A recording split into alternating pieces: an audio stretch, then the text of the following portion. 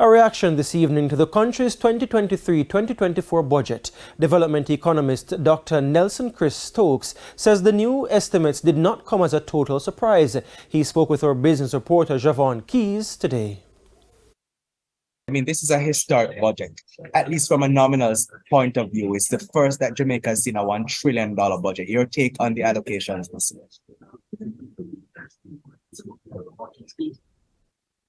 I guess there's one way of thinking. It's a milestone. You have your first $1 billion valued company, and then you have a couple of $1 trillion valued companies. I suppose in that sense it is. But we're at 998 billion last year. And even a modest increase, which is what we have here now, somewhere in the neighborhood of 2.3% increase in the budget, you're going to get to the $1 trillion, So that to me, it's a nice piece of trivia. It will be, the answer to some quiz question at some point in the future.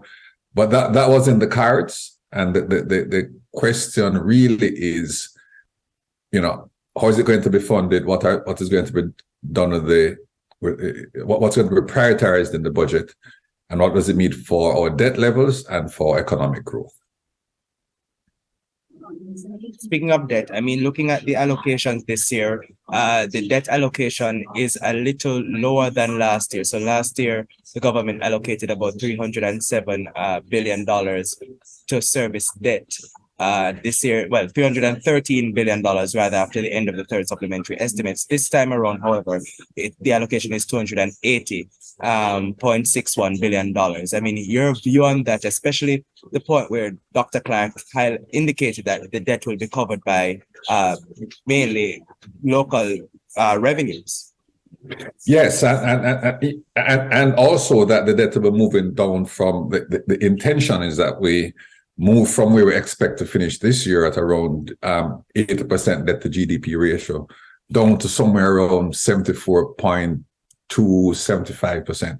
So even at a lower allocation, the intention or the direction of change is still for a reduction in the debt to GDP ratio. It's always a balancing act, because, for example, to the extent that you pay less on the debt, more is available for recurrent expenditures.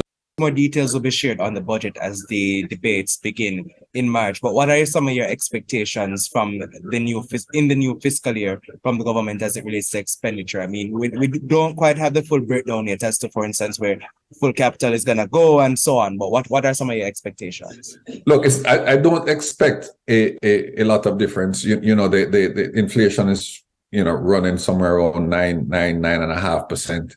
This is a 2.3% increase in the overall national budget in a year when we expect to pay more for public sector in public sector salaries or wages, and with a continued focus on reducing debt to GDP. So I don't expect a ton of surprises or bold initiatives beyond the normal rhetoric that and homage that needs to be paid to these programs in speeches. In terms of dollar allocation, I just don't think that we have the bandwidth right now, as long as we're staying on track, to do a lot more.